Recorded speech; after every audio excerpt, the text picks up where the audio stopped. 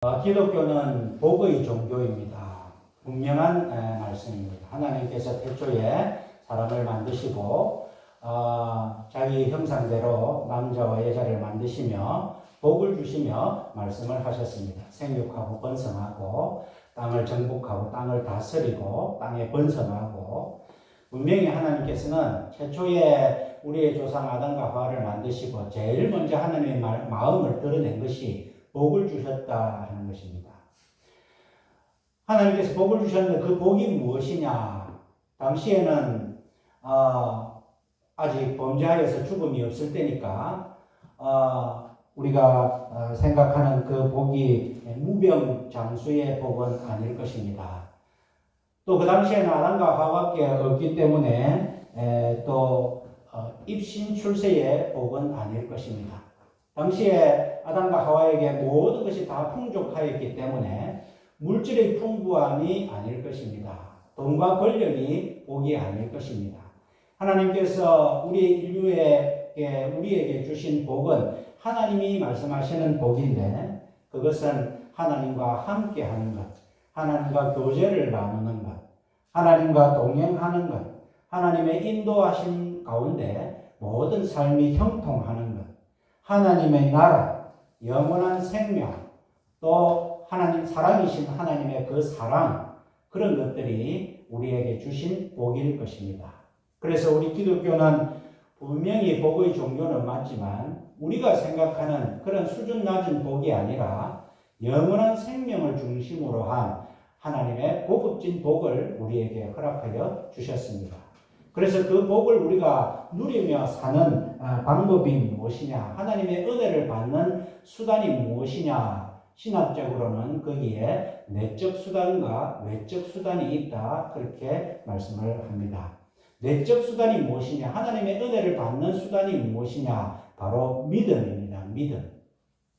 그래서 히브리서 11장 6절의 말씀에 믿음이 없이는 기쁘시게 못하나니 하나님께 나아가는 자는 반드시 그가 계신 것과 또 그가 자기를 찾는 자들에게 상 주시는 이심을 믿어야 할지니라. 하나님의 복을 받고 하나님의 은혜를 받는 가장 근본적인 수단, 방법이 무엇이냐? 믿음이다 하는 것입니다. 믿음이 없이는 하나님을 기쁘시게 할 수 없고, 믿음이 없이는 우리가 하나님이 주신 복을 누릴 수 없다. 그래서 그 첫 번째 수단이 믿음이다 하는 것입니다. 그러면 외적 수단은 무엇이냐? 이 믿음이 생기게 하는 것.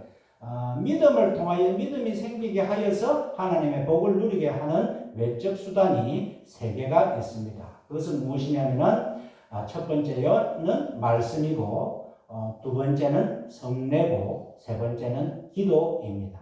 이 세 가지가 하나님의 은혜를 받는 외적 수단이라고 할 수 있습니다. 믿음은 들음에서 나며, 그러니까 믿음이 하나님의 은혜를 받는 내적 수단, 가장 기본적인 것인데, 그것은 말씀을 들은 데서 나오니까 이 말씀이 외적 수단이 된다는 것입니다. 요한복음 15장 7절에 너희가 내 안에, 내 말이 너희 안에 있으면 무엇이든지 원하는 대로 구하라. 그리하면 이루리라. 예수님께서 분명하게 말씀을 하셨습니다. 너희가 내 안에 거해야 된다는 것입니다. 그리고 내가 너희 안에 거해야 된다 하는 말씀을 하지 아니하시고 내 말이 너희 안에 거해야 된다는 것입니다. 왜냐하면 예수님 자체가 말씀이시기 때문에 말씀이 육신이 되어 우리 가운데 거하심에 말씀이신 그 주님, 그 말씀이 우리 안에 거해야 된다. 그러니까 우리가 말씀을 사모하고 말씀을 듣고 말씀을 깨닫고 말씀을 읽고 말씀을 묵상하고 하는 것이 우리가 하나님이 주신 복을 누리는 외적 수단이다 하는 것이 분명하다 하는 것입니다. 두 번째로 기도가 있습니다. 예수님께서 그렇게 이렇게 하나님 주신 복을 누릴 수 있는 방법으로 기도를 가르쳐 주셨습니다. 지난주에 우리가 두 번에 걸쳐서 주기도문에 대해서 살펴보았는데, 바른 기도가 무엇이냐? 먼저 하나님을 부르고 하나님을 찾는데 무엇을 먼저 간구할 것이냐? 하나님의 이름이 거룩히 여김을 받아 주십시오. 하늘에서 하나님의 이름이 거룩한 같이 이 땅에서도 하나님의 이름이 거룩히 여김을 받기를 원합니다. 다른 사람은 몰라도 이 땅에서 다른 사람들은 하나님의 이름을 거룩히 여기지 않으니까 우리를 통해서만이라도 하나님의 이름이 거룩히 여김을 받기를 원합니다. 이 기도를 먼저 해라는 것입니다. 그리고 하나님의 나라가 이 땅에 임하기를 기도해라. 하나님의 나라가 하늘에서와 같이 이 땅에 임하기를 원합니다. 세 번째로는 하나님의 뜻이 하늘에서는 이루어지는데 하늘에서 이루어지는 것처럼 이 땅에서도 하나님의 뜻이 이루어지기를 원합니다. 그 세 가지를 먼저 기도하고 그 다음에 너희의 일용할 양식을 구하라. 그렇게 예수님께서는 가르쳐 주셨습니다. 그러니까 우리가 하나님의 주신 복을 누리기 위한 외적 수단이 바로 기도가 있다는 것입니다. 이 기도에 우리가 소홀히 해서는 안 됩니다. 물론 기도가 꼭 교회에 와서 꼭 무릎 꿇고 손을 모으고 하는 기도만 기도가 아니라 내 삶에 하나님을 생각하면서 하나님과 대화를 나누고 늘 하나님의 존재를 생각하고 하나님의 뜻을 구하는 그 자체가 기도이니 우리가 이 모양 저 모양이든 기도에 소홀히 한다면 하나님이 주신 복을 우리가 받지를 못하는 덜 받는 그러한 결과가 일어날 수 있다는 것입니다. 세 번째로 하나님의 복을 받는 외적 수단이 성례가 있습니다. 이 성례는 성찬과 세례를 합한 말입니다. 지난주에 우리가 성찬식과 성례식을 하였습니다. 성찬식은 예수님께서 나를 기념하라. 예수님께서 3년 동안에 많은 말씀을 하셨지만은 나를 좀 기념해 주면 좋겠다고 말씀하신 것은 이 딱 성찬식 하나밖에 없습니다. 누가복음 22장 15절 말씀에 고난받기 전에 너희와 함께 이 유월절 먹기를 원하고 원하였노라. 예수님께서 고난받기 전에 제자들과 내가 너희하고 꼭 마지막 날에 밥을 한번 같이 먹기를 원하고 원하였다. 그 밥은 우리가 일상적으로 먹는 밥이 아니라 물론 제자들과 떡과 또 포도주를 나누셨지만은 그때의 그 자리는 예수님께서 성찬식을 의미하고 그래서 예수님께서 떡을 가져 살해하시고 떼어 저희에게 주시며 가라사대 이것은 너희를 위하여 주는 내 몸이라 너희가 이를 행하여 나를 기념하라 하시고 예수님께서 하나님의 아들로서 이 땅에 사람으로 오셔서 여러 가지 우리를 위하여서 또 여러 가지 많은 사랑을 베푸시고 죽기까지 십자가에 달려 죽음까지 내어주신 예수님께서 나를 좀 기념해 주면 좋겠다고 부탁하신 그 한 가지 사건이 바로 이 성찬식이다 하는 것입니다. 그러니까 우리가 성찬식이 얼마나 귀한지 모릅니다. 원래 초대교회에서는 성찬식을 매주 모일 때마다 했습니다. 그러나 지금은 여러 가지 사정상 매주 할 수는 없지만 우리가 이 성찬식을 임할 때 주님의 살과 피를 마시는 것 이것이 얼마나 중요한지 모르고 이 성찬식은 주님과 내가 하나 된다. 우리가 주님 안에 거하고 주님이 내 안에 거하는 그런 하나됨을 의미하고 또 함께 떡과 잔을 먹음으로써 우리가 주님 안에서 우리가 또 하나 된다 하는 그런 하나됨의 의미가 있습니다. 그래서 이 성찬식도 주님이 주시는 복을 누리는 외적 수단이라 말할 수 있습니다. 그런데 이 성찬식에는 지난주에도 말씀을 드렸지만은 세례받은 자만이 참석할 수가 있습니다. 그래서 이 세례의 의미가 무엇인지 우리가 함께 살펴보고자 합니다.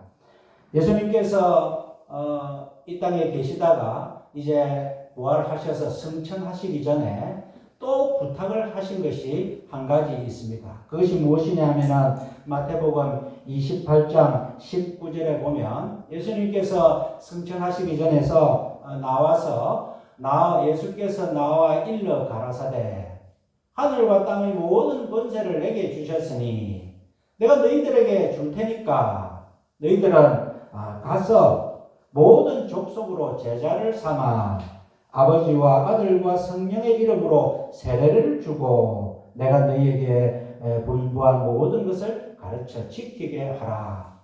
예수님께서 마치 우리 인간적으로 보면 유언과 같은 말씀을 하셨는데 그 말씀이 무엇이냐 하면 모든 족속으로 제자를 삼아서 세례를 주라. 그러니까 우리 믿는 자들 예수님의 그 믿음을 가지고 살아가는 우리들이 예수님을 위하여서 할 수 있는 예수님께서 친히 마지막 부탁하신 것이 무엇이냐 하면은 세례를 주라는 것입니다. 지난주에 우리 교회는 세례식과 성찬식을 했습니다. 코로나 전에도 도시교회는 더러 세례를 받는 분이 자주 있지만 우리는 세례를 받는 분이 참 귀했습니다. 그런데 지난주에 우리 박찬호 성도님과 박이순 성도님이 예수를 믿고 또 하나님 앞에 믿음을 고백하고 세례를 받은 그러한 참 기쁨의 날. 주님께서 얼마나 기뻐하셨는지 모르겠습니다. 주님이 떠나시면서 내가 원하는 것은 너희가 믿음 생활 잘해서 너희만 믿는 것이 아니고 제자를 삼아서 안 믿는 사람들에게 내가 너희는 잘 모르지만 내가 예비한 백성들이 너희 가운데 있다. 그래서 너희가 전도하여서 그 사람들에게 세례를 주라. 이것이 나의 마지막 부탁이다 하신 그 부탁을 우리가 우리가 하나님의 말씀대로 순종하였으니 하나님께서는 얼마나 기뻐하시고 하나님께서 기뻐하시면 또 이것이 복의 수단이 되는 것입니다. 이 세례식을 저희들이 베풀었는데 이것을 계기로 세례의 의미가 무엇인지 우리가 다시 한번 살펴보기를 원하여서 이 말씀을 함께 드립니다. 세례의 의미가 무엇이냐? 첫 번째로 죄 씻음입니다. 죄 사함입니다. 사도행전 2장 38절에 베드로가 가로되 너희가 회개하여 각각 예수 그리스도의 이름으로 세례를 받고 죄 사함을 얻으라. 그리하면 성령을 선물로 받으리니. 그러니까 이 세례의 첫 번째 의미는 죄 사함이라는 것입니다. 우리가 하나님께 복을 받아야 되는데 우리의 조상이 범죄하여서 하나님과 우리 사이는 죄의 담이 가로막아서 하나님께서 처음에 베푸신 모든 복이 우리가 누리지 못하고 살아나가는 것이 바로 죄의 문제이니 이제 예수를 믿고 너희가 세례를 받아서 죄 사함을 얻으라 하는 것입니다. 예수님께서 또 이 땅에 제일 먼저 오셔서 공생애를 하시면서 제일 먼저 하신 말씀이 회개하라 천국이 가까워왔느니라 그렇게 말씀을 하셨습니다. 우리가 사람과의 만남에 있어서도 제일 먼저 한 말, 제일 마지막에 한 말은 특별히 의미가 있습니다. 우리 예수님께서는 이 땅에 오셔서 내 백성을 찾아야 되겠는데 다시금 영생을 주어야 되겠는데 다시금 부활의 기쁨을 맛보게 해야 되겠는데 그러기 위해서는 제일 먼저 죄 문제가 해결되어야 된다. 그래서 이 세례라는 것은 예수 그리스도의 이름으로 세례를 받고 죄 사함을 얻는 것. 이 세례가 죄 사함의 의미가 있다는 것입니다. 원래 예수님 당시에나 지금 침례교회에서는 예수님 당시에는 이 세례를 줄 때에 강에 이제 사람을 쭉 담굽니다. 지금 침례교회에서도 이렇게 모욕통 같은 그런 큰 통에 이제 가운을 입고 세례를 줄 때는 침례를 합니다. 그래서 하는데 이론적으로는 침례가 맞죠. 침례가 맞는데 오늘날에는 여러 가지 사정으로 이제 물을 뿌리는 세례식을 거행하고 있습니다. 이 세례의 의미는 무엇이냐? 당시에 강에 잠겼을 때에 이제 그 침례자가 그 세례를 받는 사람의 머리를 눌립니다. 그럼 물속에 있겠죠. 물속에 있으면 이제 숨이 가쁘면 이제 숨이 다 차면 이제 나가야 되겠다고 생각할 겁니다. 살아야 되니까. 그때에 침례자는 조금 더 눌립니다. 그러면 이러다가 죽겠다 할 때에 죽기 직전에 올리는 것입니다. 그러면 이 세례를 받는 사람은 내가 이 세례를 통하여서 전에 나는 죽은 것과 마찬가지인데 새롭게 이 세례식을 통하여서 예수님 때문에 내가 새 생명을 얻었다 하는 상징을 하는 것입니다. 그런데 그러다가 사고가 좀 나고 그러다 보니까 이 침례에서 물을 뿌리는 세례로 제도를 바꾸었는데 의미는 같은 의미입니다. 죄 사함입니다. 우리가 하나님의 백성이 되어야 되려면 죄 사함을 얻어야 됩니다. 우리가 하나님의 백성을 의인으로 살기 위해서는 죄가 용서를 받아야 됩니다. 그 죄가 용서받았다는 표시가 바로 세례다는 것입니다. 우리가 무엇을 하느냐가 중요한 것이 아니라 어떤 존재인가 하는 것이 중요한데 하나님 보실 때는 우리가 무엇을 하는 것이 중요한 것이 아니고 네가 어떤 존재냐, 예수 그리스도의 피로 말미암아 죄 씻음을 받고 나의 백성이 되느냐, 나의 자녀가 되느냐, 그것이 중요한데 그것을 나타내는 표시가 세례다는 것입니다. 어떤 사람들은 그런 이야기를 합니다. 예수 믿으면 되지 꼭 세례를 받아야 구원을 얻습니까? 그렇지는 않습니다. 믿음으로 구원을 받기 때문에 세례를 받지 않아도 구원을 받습니다. 이 세례는 내가 하나님 앞에 상징적인 의미입니다. 그런데 그 마음을 감아보면 나는 믿음은 가지지만 세례는 받지 않겠다. 그것은 하나님 앞에 올바른 믿음은 아닐 것입니다. 분명히 예수님께서 너희가 내 이름으로 세례를 받고 죄 사함을 얻으라고 했다면 믿음을 갖고 세례를 받는 것이 마땅합니다. 그래서 우리가 그 사람이 참 믿음을 가진지 안 가진지 알 수는 없지만 때가 되면 주님의 말씀을 같이 공부하고 믿음을 가졌다는 표시로 세례식을 하는 것입니다. 지난주에 우리는 그 세례식을 하였고 또 여러분들도 지금까지 살아오면서 과거에 다 한 번씩은 세례를 받았는데 세례가 그런 의미구나. 하나님 앞에 내 행위의 변화, 내 삶의 변화가 아니라 내 존재의 변화가 필요하셨구나 하는 의미가 바로 세례에 있다 하는 것입니다. 두 번째로 이 세례는 그리스도와의 연합을 의미합니다. 로마서 6장 3절에 보면 무릇 그리스도 예수와 합하여 세례를 받은 우리는 그의 죽으심과 합하여 세례를 받은 줄을 알지 못하느뇨. 그의 죽으심을 본받아 연합한 자가 되었으면 또한 그의 부활을 본받아 연합한 자가 되리라.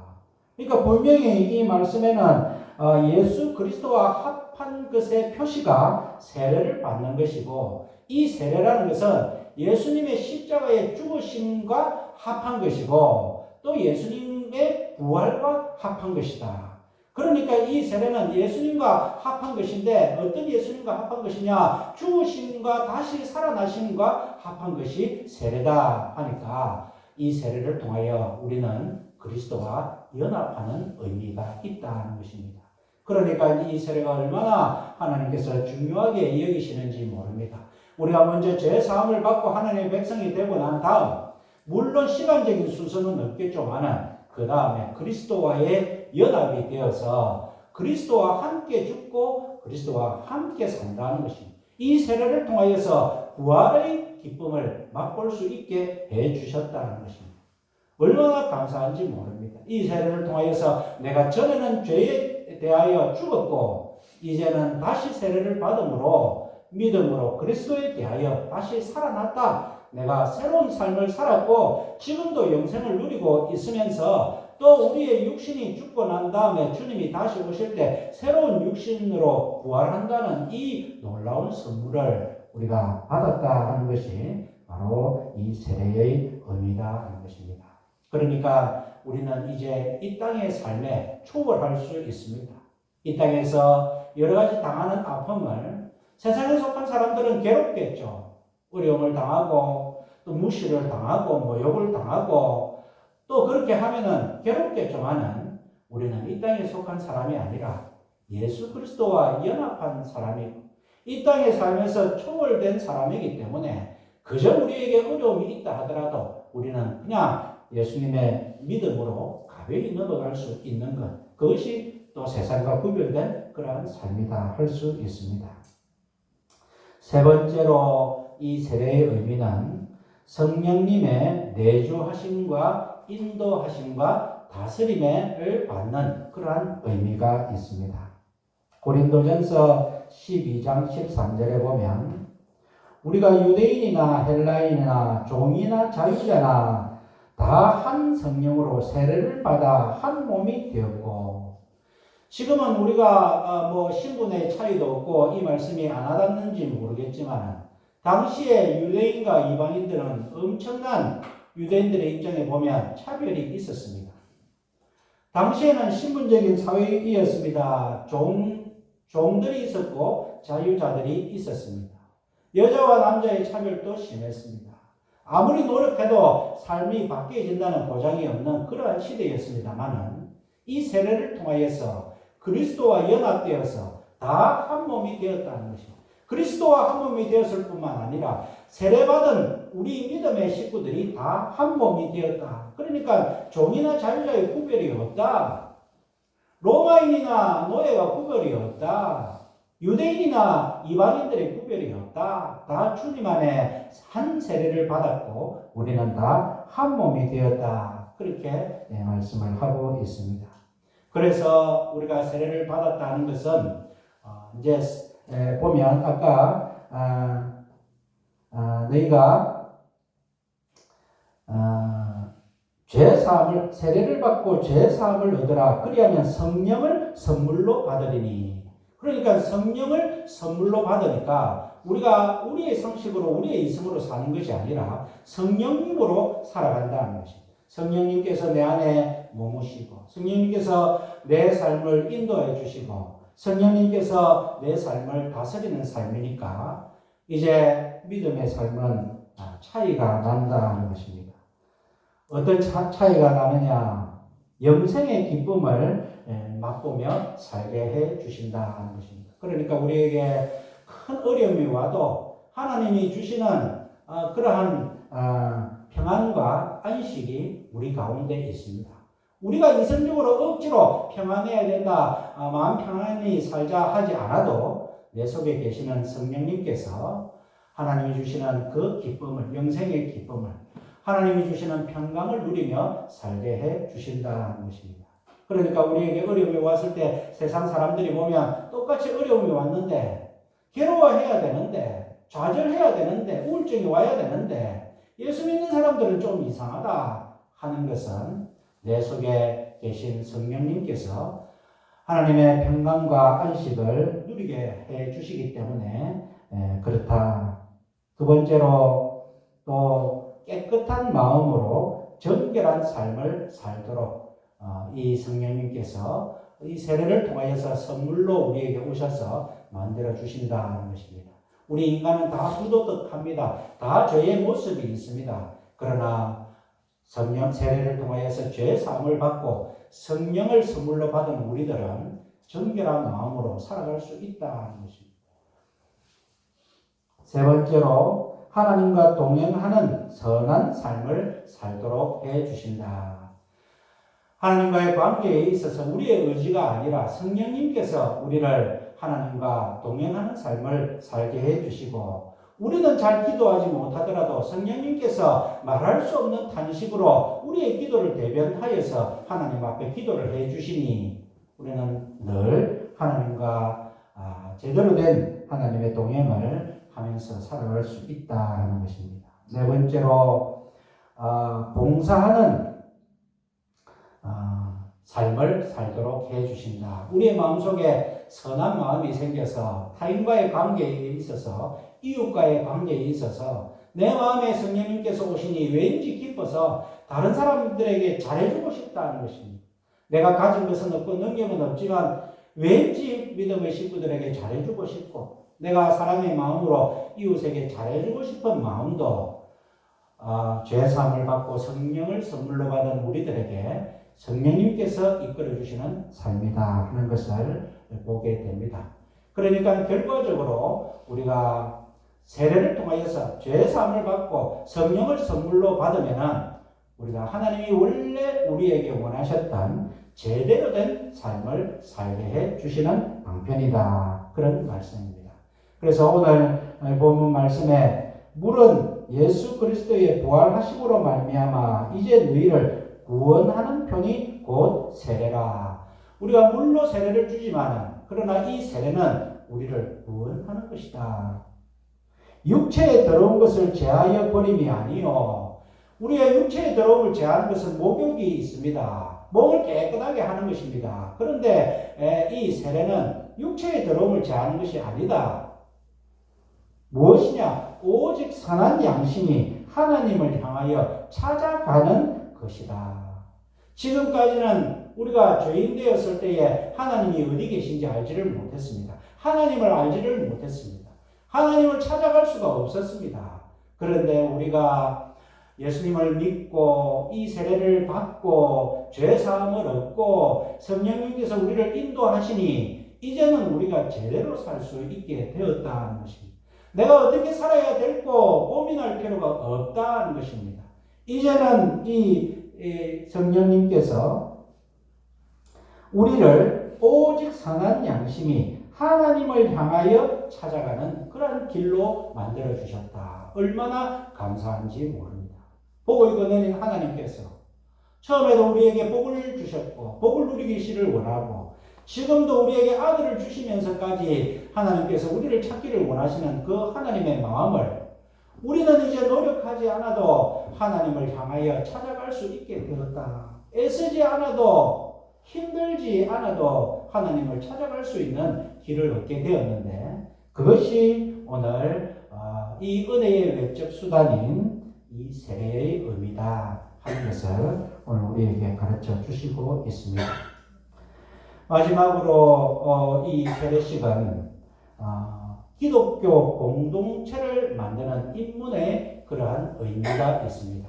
이 세례의 기원은 과거에 이스라엘 백성들이 출애굽하여서 그 홍해 바다를 건널 때에 바다가 갈라지고 그 백성들이 거기를 다 지날 때에 그때 히브리서 기자는 그때 이 이스라엘 백성들을 집단적으로 하나님께서는 세례를 베푸셨다. 그렇게 해석을 합니다. 고린도전서 10장 1절 말씀에 형제들아 우리 조상들이 다 구름 아래 있고 바다 가운데로 지나며 다 같은 신령한 식물을 먹으며 다 같은 신령한 음료를 마셨으니 이는 저희를 따르는 신령한 반석으로부터 마셨으네 그 반석은 곧 그리스도시라. 그러니까 믿음의 눈으로 볼 때에 하나님께서 출애굽하여서 그냥 좋은 땅으로 대피시키고 가나안 땅으로 가게 하지 아니하시고 왜 꼭 홍해 바다를 건너게 하셨느냐? 그 바다가 갈라지고 그 바다를 지나게 하심으로 우리의 조상들이 물로 세례를 받은 것 아니냐? 그리고 우리가 광야에서 신령한 음식을 먹었지 않느냐? 신령한 음료를 마셨지 않느냐? 이 신령한 음식은 예수 그리스도의 살이고 이 신령한 음료는 예수 그리스도의 피다. 그래서 우리 조상들이 하나님 앞에 다 세례를 받고 하나님의 백성이 되어서 구별된 하나님의 백성으로 살게 된 것 아니냐. 그러니까 이 세례는 바로 하나님이 원하시는 교회, 기독교 공동체를 이루는 그러한 인문의 시작이다. 그렇게 말할 수 있습니다. 우리도 지금 같이 모여서 한 하나님을 찬양하고 한 그리스도를 믿고 한 성령님의 인도하심을 받고 살아나가는 것이 다 믿음으로 세례를 받고 살아나가는 것이니 이와 같이 세례가 얼마나 중요한지 모른다는 것입니다. 우리가 이 세례의 의미를 깨닫고 이 세례에 하나님께서 그 이스라엘 백성들을 그 바다 가운데 다 지나게 하시면서 세례를 주셨지만 뒤에 애국 백성들이 쳐 들어올 때는 그 바다를 닫으셨습니다. 그것은 무엇을 의미합니까? 이 백성들의 세례식은 하나님 앞에 이제 구별되었으면 더 이상 애국으로 돌아갈 길을 하나님께서는 막으셨다는 것입니다. 더 이상 살 길은 뒤에 없다는 것입니다. 과거에 너희가 살았던 그 모든 삶들은 이제 다 끝났다는 것입니다. 그러니까 이 세례가 내가 과거에 육신으로 살던 삶은 죽었고 이제 하나님이 부어주시는 새로운 삶을 사는 그런 길을 열은 것이니 우리가 애국으로 향하는 그 바다를 다 닫았는데 지금도 우리가 애국에서 먹던 부추와 참외와 외와 수박과 그 고기를 그리워하는 그러한 삶을 살아서 되겠느냐 하는 것입니다. 세례를 받은 우리는, 바다에서 세례를 받은 이 이스라엘 백성들은 애굽의 모든 삶들을 다 잊었고 멀리하고 하나님께서는 다시는 그리로 돌아가지 못하게 하셨다면 오늘 우리에게도 세례를 통하여서 하나님의 은혜를 받는 그 수단을 우리에게 허락하여 주셨고 예수님께서 부탁하셨고 우리가 세례 성찬을 베푸셨는데 이 세례 성찬을 받은 우리를 하나님께서는 제대로 내버려 두시겠느냐, 그냥 내버려 두시겠느냐 하는 것입니다. 오늘 우리가 이제 세상으로 향하는 문은 닫혔습니다. 오직 하나님께서 주시는 복의 문만 열려 있습니다. 그러니 세례받은 우리는 이제 이 세례의 신앙으로 살아가야 됩니다. 그런데 우리가 곰곰이 살펴보면 성경을 보면 예수님께서 공생애 때 직접 세례를 베푸시지는 않았습니다. 제자들이 세례를 베풀다 하는 그런 기록은 있지만 예수님이 직접 세례를 베풀지는 않았습니다. 왜 그랬을까 우리가 생각을 해보면 당시에 예수님이 보리떡 5개로 또 이렇게 2만 명을 먹이시고 기적을 베푸시고 안전병을 일으키시고 온갖 병들을 다 고치시고 그런 기적을 베풀 때에 혹시 예수님께서 세례를 베푸신다면 세상 사람들이 이 세례를 통하여 기적의 신앙을 가질까 그렇게 두려워하셔서 베푸시지 않은 것은 아닌가 하는 그러한 해석이 있습니다. 그리고 이 참 세례의 의미를 알기 위해서는 십자가의 의미를 알아야 되는데 아직 예수님이 십자가를 지시기 전이었기 때문에 예수님께서 세례를 베풀지 아니하신 것이 아닌가.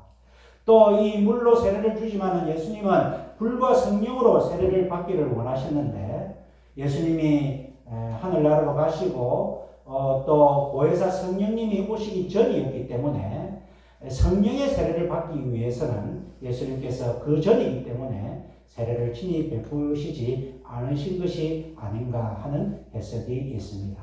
그러니까 우리가 이 세례를 기적의 신앙으로 여겨서는 안 된다는 것입니다. 물론 우리가 하나님 앞에 새로운 백성이 되어서 하나님이 주신 복을 누리며 사는 길이 되는 것은 분명합니다만 순서가 중요하다는 것입니다. 순서가. 우리가 하나님의 말씀에 순종하여서 믿음으로 살면서 하나님이 복을 주시는 것하고 하나님이 복을 주시는 것을 기대하여서 내가 믿음을 가지고 세례를 받는다는 것하고는 엄청나게 다르다 하는 것을 예수님께서 말씀해 주시고 있는 것 같습니다. 이 세례의 신앙은 성령님께서 나를 인도하심에 맡겨드리며 살겠습니다 하는 그러한 신앙입니다. 또 주님의 죽으심과 부활에 동참하겠습니다 하는 그 십자가 신앙입니다. 그리고 예수님을 본받으면서 살겠습니다 하는 그러한 신앙이 바로 세례 신앙이다 할 수 있습니다. 날마다 예수님이 말씀하신 것처럼 날마다 나를 죽이는 삶을 살겠습니다 하는 신앙이 바로 세례 신앙이라 할 수 있습니다.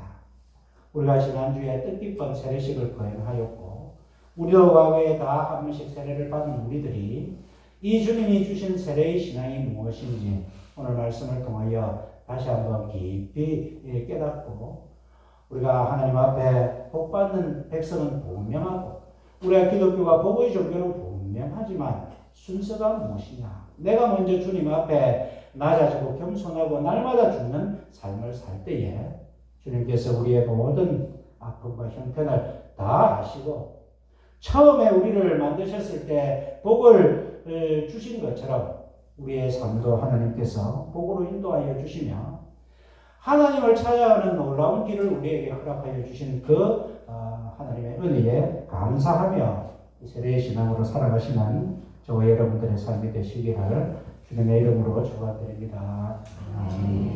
사랑과 은혜의 하나님 아버지, 오늘 지난주 저희 교회에서 주님이 분부하신 그 말씀 모든 족속으로 제자를 삼아 아버지와 아들과 성령의 이름으로 세례를 주라고 하신 그 주님의 명령에 순종하여서 세례식을 거행하였습니다. 한 생명이 돌아오는 것이 한 마리 잃어버린 양이 돌아오는 것이 99마리의 그 양이 있는 것보다 더 귀하게 여기시는 우리 주님의 마음을 저희들이 기쁘시게 해드린 것 같아 저희도 참 기쁩니다. 하나님 아버지, 우리도 과거에 다 세례를 받았는데 지금까지 살면서 이 세례의 신앙을 잊어버리고 살았던 우리들입니다.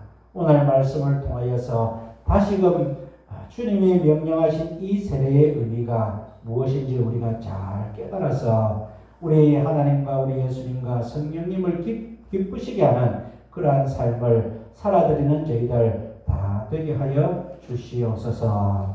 예수님 이름으로 기도하옵나이다. 아멘.